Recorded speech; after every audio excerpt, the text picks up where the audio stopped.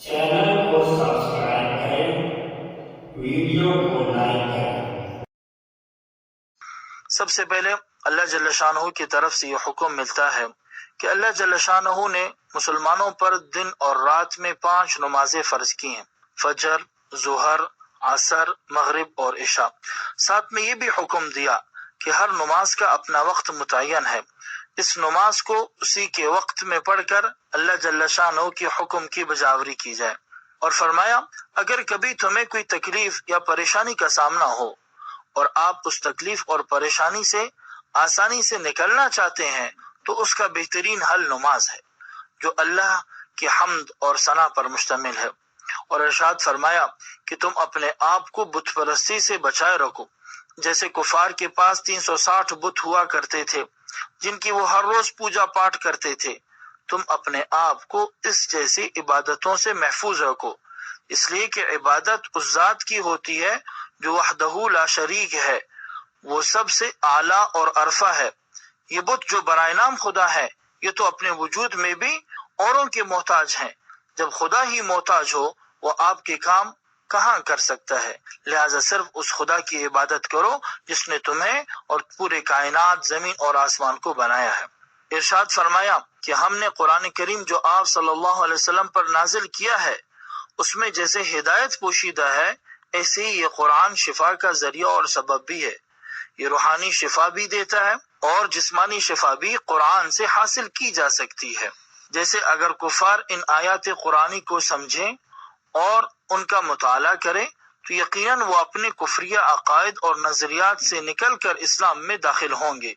ऐसे ही ये कुरान शिफा है उन लोगों के लिए भी जो जिस्मानी अमराज में मुब्तला है। मसलन किसी के सर में तकलीफ है या जिस्मानी कोई भी मसला है, तो आप आयत कुरानी के जरिए इन अमराज जिस्मानी का भी इलाज कर सकते हैं।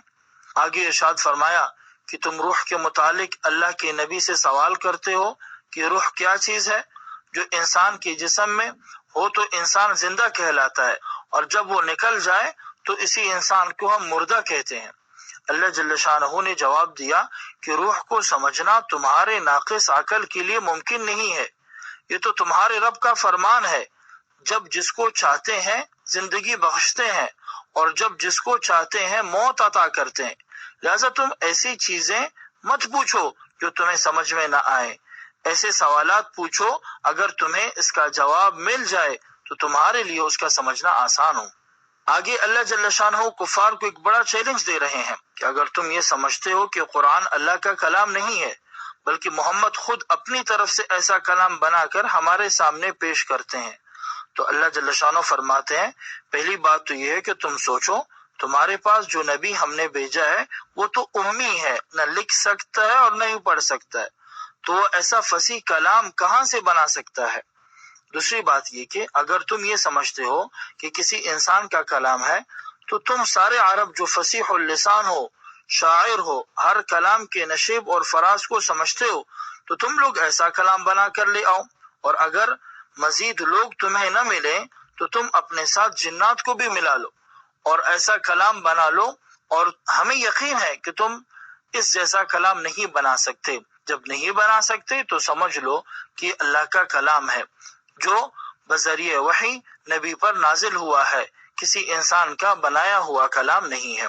इरशाद फरमाया कि तुम ये सोचते हो कि नबी क्यों हमारे जैसा इंसान है, उसे तो फरिश्ता होना चाहिए था, न खाता न सोता और हर तरह की जरूरियात से फारिग होता। अल्लाह जल्ल शानो फरमाते हैं कि तुम्हारे मिजाज के मुताबिक तुम्हारे सिफात जैसा आदमी तुम्हारे पास इसलिए नबी बनाकर भेजा ताकि तुम अपनी जिंदगी उस जैसा बना सको, तुम उसके साथ मानूस हो जाओ। अगर वो फरिश्ता सिफ्त होता या बशरी तकाजों से फारिग होता तो तुम उस जैसा कैसे बन सकते थे, और तुम कहते कि वो तो फरिश्ता है, वो ये काम कर सकता है और हम तो इंसान है, हम कहाँ उस जैसा बन सकते हैं। लिहाजा तुम्हारे हम जिस इंसान को नबी बना कर भेजा ताकि तुम मानूस होकर मुकम्मल उस जैसी जिंदगी गुजारने की कोशिश करो। आगे इरशाद फरमाया, अगर तुम अल्लाह और उसके रसूल की तालीमात को पसीपुश डाल दोगे तो तुम्हारा ठिकाना फिर जहन्नम है, जहां हर तरफ आग ही आग होगी। और इस गलत फहमी में भी न होना کہ چلو آگ ہے، جب جل جائیں گے تو مر جائیں گے. نہیں، ایسا بالکل بھی نہیں ہوگا. وہاں تمہیں سزا تو ملے گی لیکن موت تمہیں نہیں آئے گی، اور یہ سزا صرف کچھ دنوں کے لیے نہیں بلکہ ہمیشہ کے لیے ہوگی.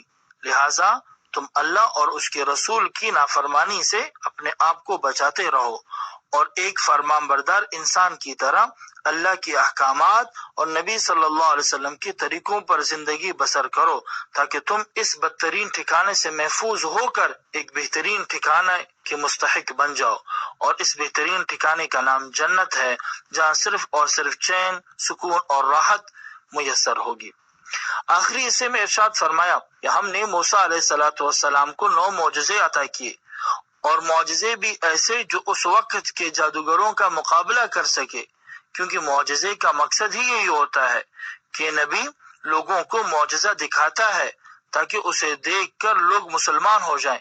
جیسے حضرت موسیٰ علیہ السلام کا عصا مبارک، جب اسے حضرت موسیٰ علیہ السلام نے میدان میں لوگوں کے سامنے پھینکا تو ایک بڑا سا اژدہا بن گیا اور میدان میں موجود تمام سانپوں کو کھا گیا جنہیں جادوگروں نے اپنے جادو سے بنایا ہوا تھا.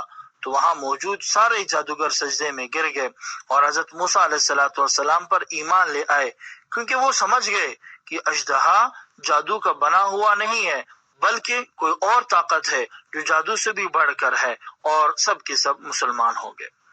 آج کا پروگرام قرآن حکیم اور ہماری زندگی سورہ بنی اسرائیل کی آیت نمبر 78 تا 104 پر مشتمل تھا، جس میں اللہ جل شانہ نے انسانوں کو مختلف احکامات سے روشناس فرمایا ہے. اللہ پاک سے دعا ہے اللہ پاک مجھے، آپ کو اور ہم سب کو قرآن میں دی گئی ہدایات کے مطابق زندگی گزارنے کی توفیق عطا فرمائے. آمین. وآخر دعوانا ان الحمد للہ رب العالمین.